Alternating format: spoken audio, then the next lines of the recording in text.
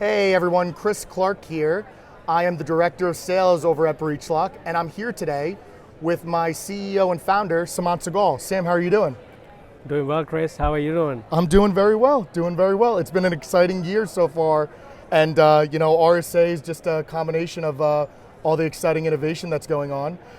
Absolutely, and before you get into all your questions, I've done more than a few interviews this RSA, and I'll tell you this is my favorite one because it's with you.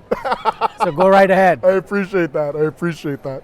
So, Sam, being around the booth, I see a lot of attendees inquiring about CTEM, right? And, our CTEM offering to be specific. What is CTEM exactly, and why is it, important? So CTEM is basically, a Gartner framework that they came out with in 2023. And for all the right reasons, it's picked a lot of steam. And basically what it does is gives you a new flavor for all the reasons that vulnerability management that we traditionally knew had failed, right? So it looks at stuff like, okay, what do you need to scope out from a threat perspective? What do you need to discover? What do you need to manage? What do you need to fix? How do you remediate? How do you mobilize the resources within an organization that can actually go from, hey, I've identified the scope, hey, I've identified a vulnerability, and here's how I fix it, right? So CTEM is continuous threat and exposure management, which means it's an end-to-end framework which helps you manage the threat from cradle to grave. Yeah, that's what CTEM is.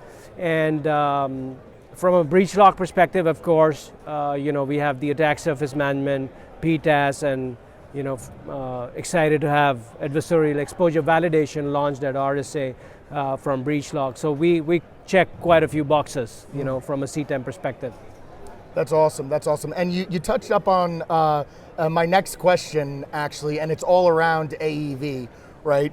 This RSA is very exciting for us in particular because we just launched our new solution. Can you elaborate a little bit on what AEV is and the benefits it brings to the market? Absolutely. So AEV is adversarial exposure validation. As the name suggests, it would help our clients take an adversarial view on their internal infrastructure or external infrastructure for that matter, and it would help them validate the exposures that they have. Now, in almost all cases, when I speak with Fortune 500 CISOs, one common question that pertains is that, like, how am I doing? How are my investments doing, right? Now, to a certain extent, you are able to validate it with vulnerability management, attack surface discovery, attack surface management, pen testing. However, the CISOs are looking for a more continuous way to do that now. And what we've been able to do is we've been able to build a generative AI first solution. So we are one of our kind, and timing is really important in this because we started building an adversarial exposure validation solution, the missing piece in our puzzle, as I call it, from a BreachLock perspective, in a post-Gen AI world, right? Now, there are very good companies that are already doing AEV, and they have been there for 4 or 5 years, much longer than how we started doing AEV, which is only, let's say, 6 months ago. However, they were all born in the pre-Gen AI era, right? So for us, it was a clean slate, and with all the agentic solutions that you've seen, the innovation at RSA in SOC and SOAR, in threat intel, offensive security is not an exception to that, right? So obviously, we've built around 16 Gen AI agents that kind of do different kind of stuff from a red teaming perspective. Like there's an agent we built which is called a virtual red teamer, and it's actually quite cool because it's a hands-on keyboard style agent that would not only think like an attacker but be able to actually type in the commands and execute the hack, right? And in one of the instances, for one of our large clients, I observed something that just blew off my mind, and that's after doing 25 years of hacking myself, right? And not only that, the Gen AI agent, the virtual red teamer, was able to identify an attack path and go on the offensive to kind of explore step 1, 2, 3 of that, but it got stuck at step 3. And that's when it gets crazy, because then it went onto the internet, downloaded a hacking tool that was missing in the arsenal, read its help file, and then executed the command, right? So I think we are sitting at the other end of a revolution, would be an understatement.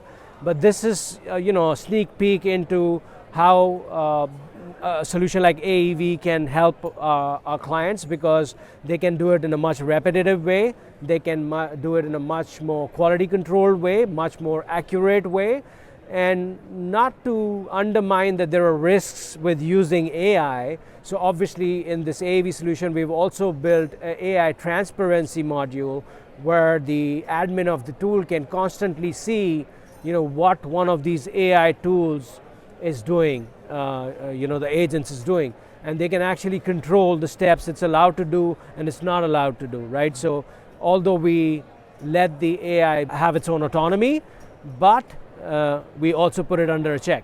Yeah. Wow, that is incredible. And honestly, the example you gave about the particular client, that's shocking, right? I mean, that is so cool.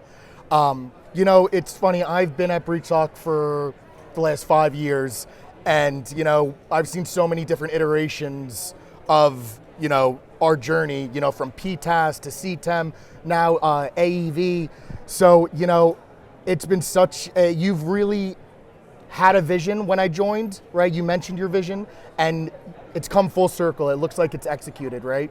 So I'm curious, what's next for BreachLock? What do people have to look forward to? Well, firstly, it's the credit is for the team, not for me, because I'm just a spokesperson for all of you. So extremely grateful for the team that I have. And yes, we've been able to execute on the vision, and the vision was clear. However, I think the next 3 years, it's not a done deal. We still have to learn a lot of this Gen AI agentic solutions ourselves and see how we can take it from an infrastructure hacking to the web application, API, mobile app world, which we've been traditionally doing with our, CTEM approach and the PTAS approach.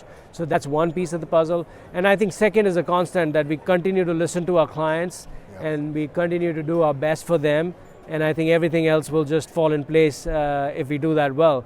But Gen AI is something that I think the whole industry needs to watch out for in terms of what goods it can bring. And also the last piece, maybe I'll mention that, is because of all these agentic solutions that not only players in the cybersecurity industry such as BreachLock are pushing in now, we can be sure that in healthcare, in manufacturing, in software dev, right? Like probably 40 to 50% of the code even now is written by something like a Copilot, and it's only going to go to like 80, 90% in the future. So all of this is going to add up to a lot of AI-oriented risk, right?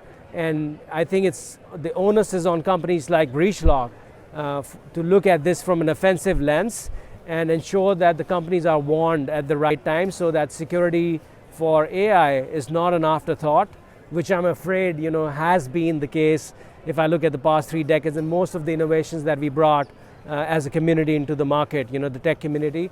Security has mostly been an afterthought. So I think the onus is on companies like BreachLock to ensure that we do our bit for the society and for the greater good, so that we don't have like AI bots taking over the world, to put it lightly. So I think that's the last piece that I would want BreachLock to have its eyes on and kind of give our contribution like always. Awesome. Well, I am so excited to be a part of the team and just to be on this journey with you.